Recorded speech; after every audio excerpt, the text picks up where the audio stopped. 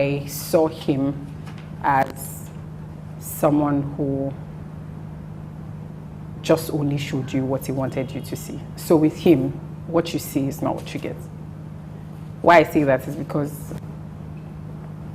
when you meet him, or if you have any form of interactions with him, maybe as someone who works with him or as someone who attends the church, who you see is that charismatic leader type person who is always telling you to, you know, aim and aspire. I mean, go out and do amazing things. It's the one who is always, you know, trying to appear that like someone who not just understands the word, but does the word. But the person I met that day was different. It was a completely different person. And even though he apologized, I think I left that place vowing to myself to never speak about it. I mean, I just felt like, oh, maybe if I don't talk about it, it will go away. Maybe if I never have to, if I never face it, then maybe it will just, you know, magically disappear. Maybe I won't have to deal with it. Maybe I won't have to talk about it. Maybe I won't have to think about it. So, I mean, after that time, of course, he went back to Nigeria because it wasn't in Nigeria. I wasn't in Nigeria at that time. He went back to Nigeria and everything just went on like normal. I still had to work. So I still had to show up to work every day and act like everything was fine. I still had to, you know, do things for church despite the fact that I no longer felt like I belonged there. Heck, I already started feeling like I'm not even sure if God is really who we think he is. So, yeah, pretty much. I'm sorry.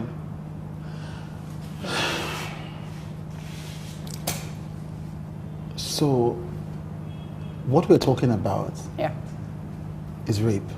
That's what it is. I didn't go there to have sex with him. I didn't ask to have sex with him. I told him to stop on countless occasions. Yes, you told me, yes. Yes. It was not, there was no consent. I didn't give my consent. Yeah. And I feel like that has to be clearly stated. Yeah. I didn't give my consent. Yeah. I didn't go there to have sex with him. I didn't come on to him. As a matter of fact, I never saw him as anything other than my pastor, a mentor. Yeah, so I didn't go there to have sex with him. I didn't go there to, yeah. And he pinned you down, you know, as you were saying. Like, when this was on. And I'm sorry to go through these things, because these are terrible experiences. But it's important for people to, I think, understand how these things happen. So first and foremost, you were in this situation where you couldn't even leave. You were working for him. You were in the house. You were alone, and you had made it clear. You know, not that it would have mattered, but you had made it clear. Stop. Yeah. And you had tried physically to get him to stop. Yeah. But he didn't stop. No, he didn't. He just told you to relax. Yeah. He just kept saying, relax, relax. This was, I mean, I remember him saying, relax. This was me over. Relax. Yeah. Now let's go back a bit. Okay. Because by this time you had been a member of the church for about 9 years? I'd been a member for about, say, 8 years. 8 years? Yeah. 2008? Yes. Okay, no, so I became a member of the church in 2009, so that would make it 7 years, I think. 7 years, right. Yeah. And you say that you were just in the music ministry of the church. Yeah, so I mean, I joined in 2009. And a few months after, I joined I think it was July. And a few months after that, I joined the music team. There was only one music team at the time anyway. It was Avalanche. And this was in Abuja? Yeah. The church was in Abuja, yes. So this was the only music team at the time, Avalanche, and that's the one I was in. I joined, and I was in Avalanche up until, you know, I had to move out of Nigeria to go do some other work for them someplace else. Right. And you moved out to Nigeria because they offered you a job. Yes. Yes. And you had said that it was his wife who made first contact? Yes. So this is Modele, his wife. Yes. So when I joined, I was pretty much a member, just a normal member. And even when I joined the workforce, I wasn't, I didn't have any relationship with them. Because that was my first church, you know.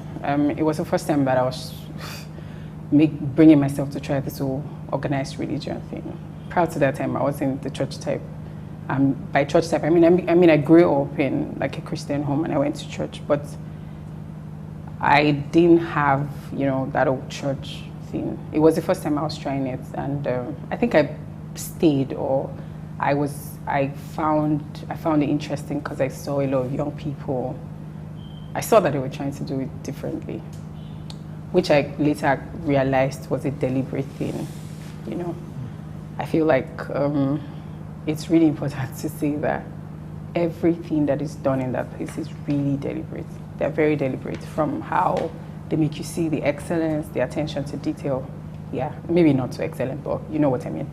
Yeah, and then the attention to detail. Everything builds you up to create some kind of psyche in you as someone who is visiting either for the first time or as a member. So an average person there thinks in a certain way. Yes. So yeah, I'd been in that church for maybe like almost 5 years, and I didn't have any personal relationship with them. I mean, they knew, they were aware of me because of course I was in the music group. So, and they, at least if there's anybody that pastors know, they know people in music group. Yeah. So, but sometime in 2015 was when I started to, get that whole feeling of being brought close, and it was from his wife, Modeli. Yeah, so she would have someone call me to come over to the house to maybe do something for her. She would maybe have some women's program that they wanted to do, and she would say, "Oh, I need you to handle this program. I need you to, you know." And then it moved from that to me helping them take care of their son, the last one, Ephraim. So I would take him out. She would just, have me take him out on Sunday evenings. Sometimes we'll just go to someplace in Abuja, just take him, hang out, and then take him back home. So that's how we started. Now, if you know them, you would also know that they are very controlled about who they allow access to their kids. They actually do not allow people access their kids. So even as a member, you don't have access to their kids. Yeah, so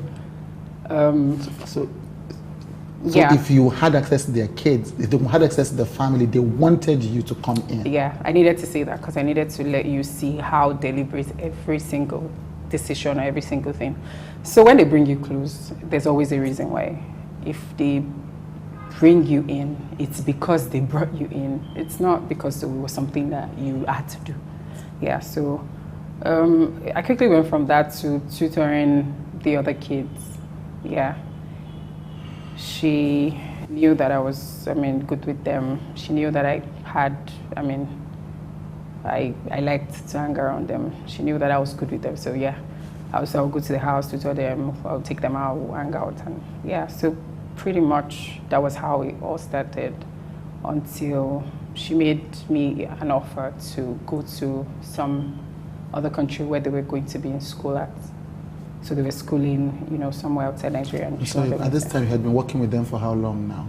So I had not started working with them. So we're just helping them. Yeah. This seems like a very familiar pattern because I've heard this before from all the stories that we've encountered.